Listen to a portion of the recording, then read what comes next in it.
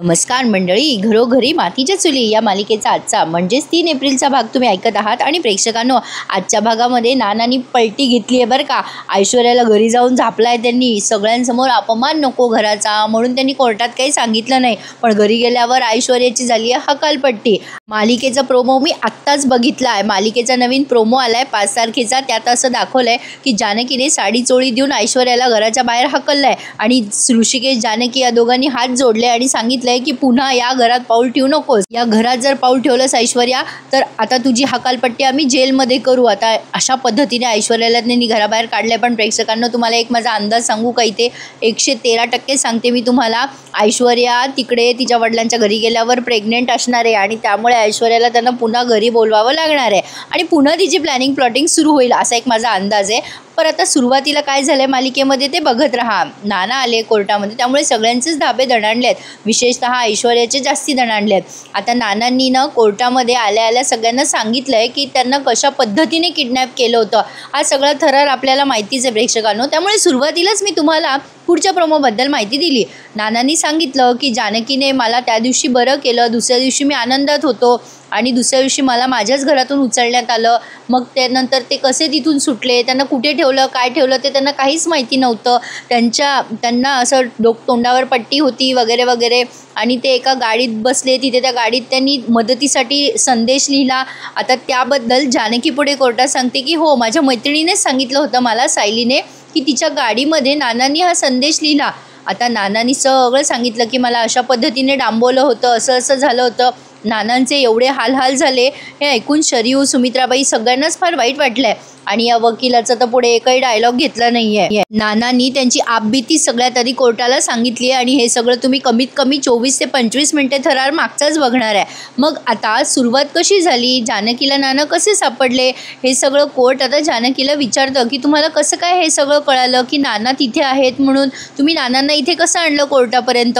मग आता जानकीने हे सगळं सांगितलं की जेव्हा मी आउट हाऊसमध्ये परत गेले गुलाबचा फोन आल्यावर, तेव्हा तिथे एक माणूस होता, मग त्या माणसाला या जानकीने आणि गुलाबने मिळून मारलं आणि मग तिथे सगळे गावकरी जे मदतीसाठी बोलवले ना गुलाबने ते जमा झाले आणि त्यांनी नानांना सुखरूपपणे सोडवलं। त्या पोत्यात त्यांना गुंडाळून ठेवलेलं असतं। बिचारे नाना फार हेळसांड झाली हो प्रेक्षकांनो त्यांची, हे मात्र खरं आहे। आता हे सगळं जानकी कोर्टाला सांगते, जे तुम्ही माझं बोलणं ऐकतायत की अशा पद्धतीने जानकीने नानांना सोडवलं, नानांच्या जीवावर बेतलं होतं आणि तिथे जो माणूस होता ना ज्याला नानांनी डांबून ठेवलं होतं, तो नानांच्या पाळतीवर ठेवला होता, तो माणूस मात्र सगळ्यांना बिझी बघून पळून जातो। नाना सुखरूप आहे ही गोष्ट जानकीसाठी जास्ती महत्त्वाची असते, त्यामुळे जानकी आधी नानांना पाणीबिणी पाजते, त्यांना व्यवस्थित सुखरूप आत आणते आणि या पद्धतीने जानकीने नानांना वाचवलं आहे। तर हा सगळा थरार तुम्ही मालिकेच्या कमीत कमी 25 मिनटं आधी बघणार आहात, म्हणजे 25 मिनटं हेच दाखवलं त्यांनी।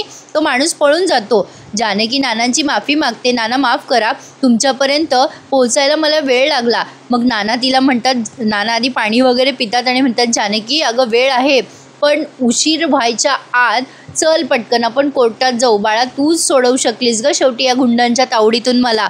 मग जानकी म्हणते नाना बऱ्याच गोष्टी घडल्या हो तुम्ही गायब झाल्यानंतर, नाना तुम्ही सापडलात ना आता सगळं दूर होईल। मग नाना म्हणतात जानकी अगं माझ्या ऋषिकेशला माझ्या खुनाच्या आरोपाखाली अटक झाली आहे ना, चल मला घेऊन चल बरं कोर्टात, मला जायलाच पाहिजे। आणि अशा पद्धतीने जानकीने नानांना कोर्टात प्रेझेंट केलंय। जानकी कोर्टाला सांगते की जज साहेब, देवी आईने माझा विश्वास खरं ठरवला आणि माझे नाना सापडले। जानकी थोडा इमोशनल ड्रामा करते की एका अनाथ मुलीला जेव्हा तिचे आई वडील नसतात, जेव्हा तिचे सासरे तिला वडिलांच्या स्वरूपात मिळतात, ते तिच्यासाठी देव असतात, एक्सेट्रा एक्सेट्रा। मला खात्री होती, माझा विश्वास होता, माझे नाना जिवंत आहेत, माझा देव कोणी चोरला आणि मी शांत बसेल का। मग आता ते जज जानकीचं एवढं सगळं ऐकल्यानंतर जानकीचं खूप कोड कौतुक करतात, जे ऐकून ऐश्वर्या आणि सयाजी पांढरे पडलेत।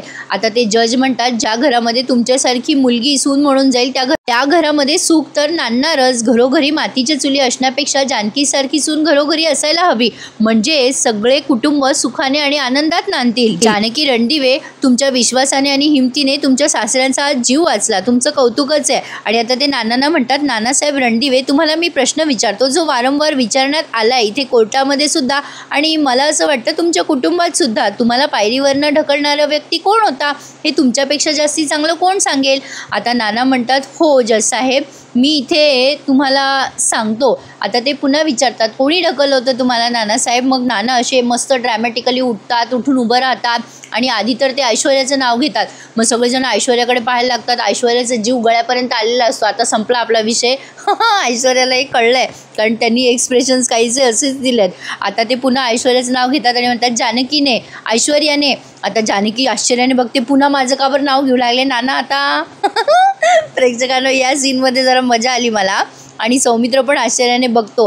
ऐश्वर्या नानाकडे बघायला लागते. सुमित्राबाईंना अटॅक यायचा बाकी असतो फक्त ऐश्वर्याचं नाव घेतल्यावर. मग नाना म्हणतात, ऐश्वर्याने नाही आणि जानकीने पण नाही, कोणीच मला ढकललेलं नाही आहे, माझा मीच खाली पडलो पायरीवरून. मग जानकी म्हणत असते, नाना तुम्ही असं का सांगताय? मग नाना तिला खुणवतात की काही बोल नको बाई, मी जे सांगतोय ते खरं आहे. आणि ते कोर्ट पुन्हा विचारतात त्यांना, ते जज साहेब, की तुम्ही खरं बोलतायत का नानासाहेब? मग आता हे नानासाहेब म्हणतात, हो विश्वास ठेवा माझ्यावर, मी हे खरं सांगतोय. मग ऐश्वर्या सुटकेचा निश्वास टाकते, हुश सुटले बाई एकदाची. मग जानकी पुन्हा म्हणते, नाना असं का? मग आता नाना काहीच बोलत नाही आणि या दोघी सोबतच एकमेकींचे डोळे पुसतायत, म्हणजे आपापले डोळे पुसतायत असं चित्र मला तिथे दिसलं. तर असो, आता नाना पुन्हा तिथे खाली बसलेत. मग सौमित्र कोर्टाला म्हणतो, हेच तर मला सिद्ध करायचं होतं की माझा भाऊ निर्दोष आहे, त्याने त्याच्या वडिलांचा खून केलेलाच नाही आहे. माझे दादा आणि वहिनी रामसीतेसारखे आहेत, फक्त माझ्याकडे पुरावे नव्हते, त्यामुळे हे सगळं घडलं. मग ते जज खूप छान बोलतात प्रेक्षकांनो, हे मात्र खरं आहे. ते म्हणतात, खरंच आज आमच्याकडनं खूप मोठा गुन्हा घडला असता. म्हणतात ना, म्हणजे 100 गुन्हेगार सुटले तरी चालतील, पण एका निरपराध माणसाला शिक्षा झाली नाही पाहिजे.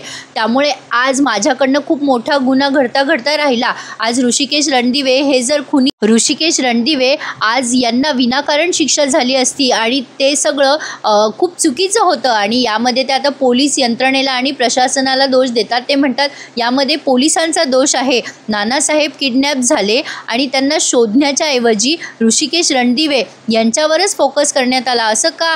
जर हे सगळे पुरावे फेक होते तर ते सगळे पुरावे तुम्हाला तपासण्यात का नाही आले? आणि मुळात म्हणजे ती डेड बॉडी नानासाहेबांची नव्हतीच, तर त्याचा DNA रिपोर्ट असा का आला? या सगळ्याची चौकशी करा, असं जज साहेबांनी निर्णय दिला आहे.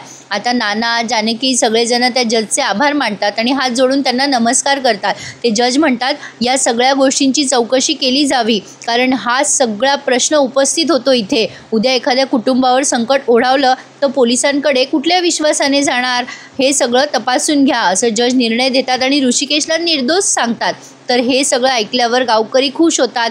अवंतिका टाळ्या वाजवते, जानकी ऋषिकेश भाऊक होतात. आता इथे थोडासा ड्रामा त्यांनी रंगवला इमोशन. शरीवला मात्र फार अपराधी असल्यासारखं वाटतं बरं का. खरं तर शरीवच्या कानाखाली द्यायला पाहिजे असो, पण सुमित्राबाईंनी काही ते केलं नाही आहे. तर असो, आता हा ऋषिकेश तिथे नमस्कार करतो बरं का कोर्टाला. मग या वकील, हे जे दुसरे निंबाळकर वकील आहे ते हरले म्हणून तिथे ओशाळून निघून जातात. आता जानकी नमस्कार करते पुन्हा एकदा कोर्टाला. सगळेजण आपापल्या घरी चालले जातात. आता क्लायमॅक्स झाला आहे, अंत भला तो सब भला. इथे एक गाणं ऐकवलं त्यांनी, जे माझ्या परिचयाचं नाही आहे, पण तुम्ही TV वर नक्की एन्जॉय करा. जेव्हा ऋषिकेश नानांच्या जवळ जातो, नाना त्याच्या डोक्यावरून हात फिरवतात, त्याला जवळ घेतात, तो पाया पडतो नानांच्या. हा छान इमोशनल आणि ड्रॅमॅटिक सीन तुम्हाला इथे बघायला मिळेल. आता ऐश्वर्या बघते सगळेजण बिझी आहेत म्हणून ती तिथून कल्टी मारते. आता तिच्यासोबत तिथून सारंग जाताना काही दाखवलं नाही, पण ती जेव्हा घरी येते ना तेव्हा सारंग तिच्यासोबत असतो बरं का. प्रेक्षकांनो, 2-4 दिवस मालिका स्किप करू नका, मी पण नाही करणार, कारण आता एपिसोड छान दाखवणार आहे. प्रत्येकाचे मनोमिलन इथे झालेले आहे.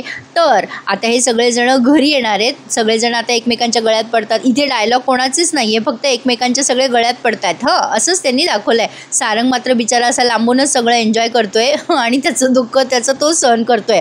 तर असो, आता हा एपिसोड इथे संपला आहे. नाना घरी आलेत, अगदी ऑक्शन वगैरे करून प्रॉपर त्यांचं स्वागत करण्यात येत आहे. आणि ॲक्च्युली इथे जरा बोलते प्रेक्षकांनो, काय होतं, TTMचे एपिसोड उशिरा येतात, त्यामुळे मला घरोघरीचा व्हिडिओ तयार जरी असेल तरी तो नंतर टाकावा लागतो, कारण रेकॉर्डिंग कधी कधी अर्धी झालेली असते ना माझी, म्हणून आय होप तुम्ही मला समजून घ्याल. तर बघा, जानकी आता नानांचं स्वागत करते अतिशय प्रेमाने, आदराने. आणि आता इथे त्यांनी अगदी जेन्युअनली काहीच झालं नाही असं प्रिटेंड केलं आहे. सगळे विषय जिथल्या तिथे संपवण्यात आले आहेत. नाना त्यांचं घर बघून खूप खुश झाले आहेत. शेवटी अपना घर तो अपना घर होत आहे प्रेक्षकांनो. लहान असो मोठं असो कोणी असो, आपल्या घरात जे सुख आहे ते कुठेच मिळत नाही, हे तितकंच खरं आहे. नाना एवढ्या दिवसापासून किडनॅप होते, त्यांचे हालहाल झाले, त्यामुळे त्यांना त्यांच्या घरी आल्या आल्या फार भारी वाटते आणि सगळं घर ते असे डोळ्याने बघून घेतात, साठवून लावून घेत आहेत आणि सगळ्यांना म्हणतायत, मी तरसलो होतो रे पोरांनो तुम्हाला बघायला, आपल्या घरात यायला. ते खूप भावूक झालेले असतात. आता सगळेजण तिथे हॉलमध्ये बसलेत आणि छान त्यांची चर्चा सुरू आहे. नाना म्हणतात, मी तर आशाच सोडली होती, मी या घरात येईल न येईल, तुमच्यात बसेल असं तर मला कधी वाटलंच नव्हतं. माझा जीव भांड्यात पडला आता घरी आल्यावर. मग आता सुमित्राबाई म्हणतात, असं का बोलता हो?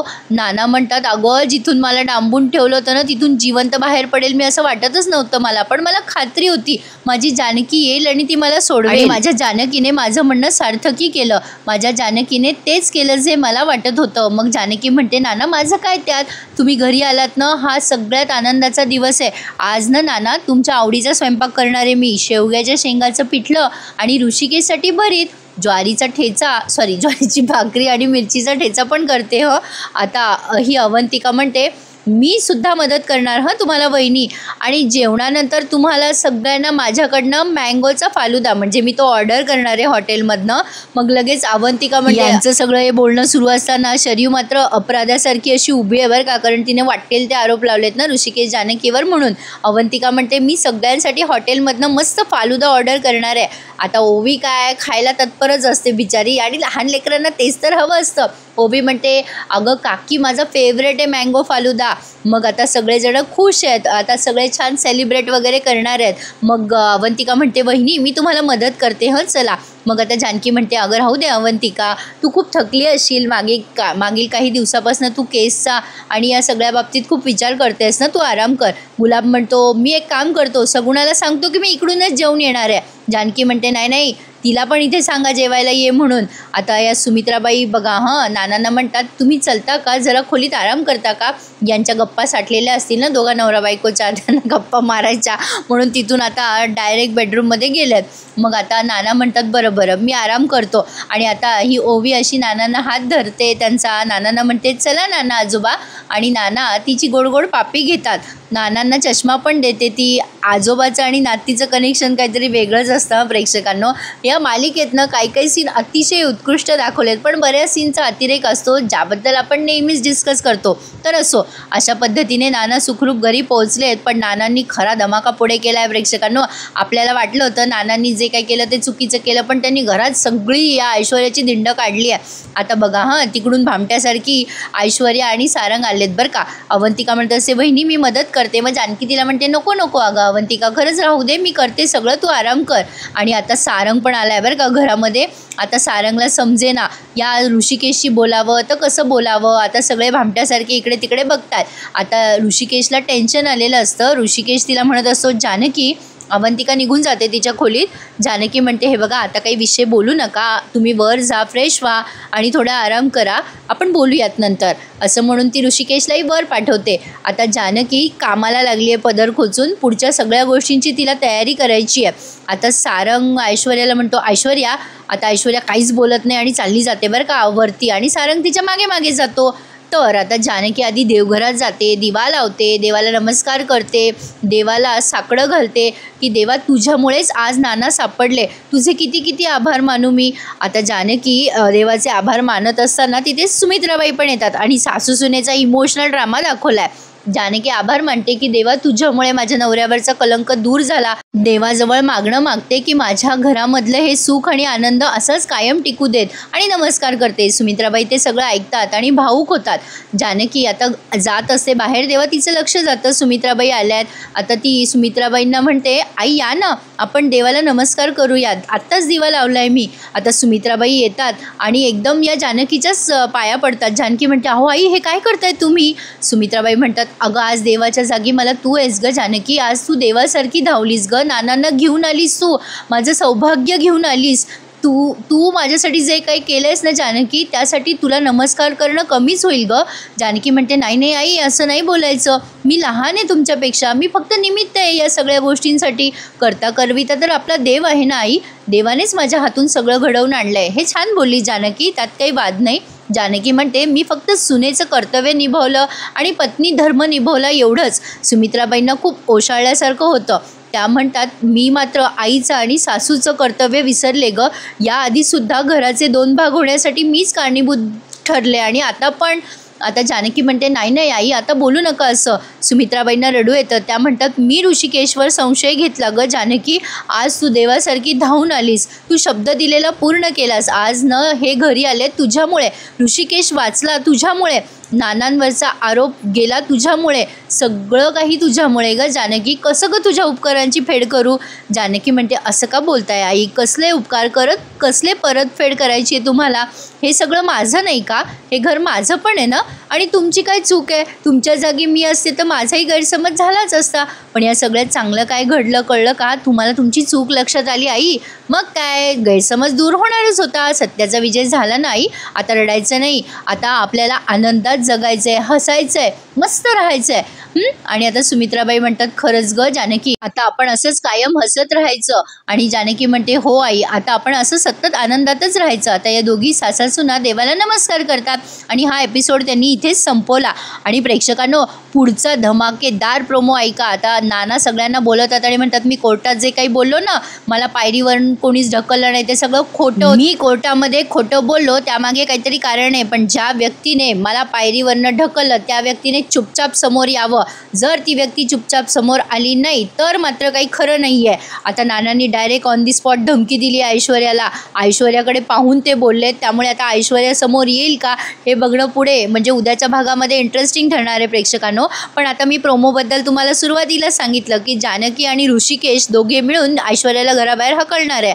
ऐश्वर्याला अगदी प्रॉपर साडी चोळी देऊन ही जानकी घराबाहेर हकलते. सयाजीराव येतात तिथे ऐश्वर्याला घ्यायला. पण आता ऐश्वर्याच्या डोळ्यात आग आहे बरं का प्रेक्षकांनो.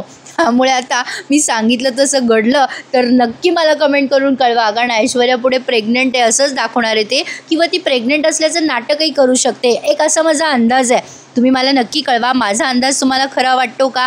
आणि प्लीज प्रेक्षकांनो आपल्या चॅनलला सबस्क्राईब करायला विसरू नका. हो एवढी छान रिव्ह्यू देते मी तुम्हाला अगदी इंटरेस्टिंग करून. त्यामुळे नक्की चॅनल सबस्क्राईब करा. आपल्या मालिकेवर तुम्हाला डिटेल रिव्ह्यू मिळतात. चॅनलला सबस्क्राईब करा. भेटूयात उद्या. Take care. धन्यवाद.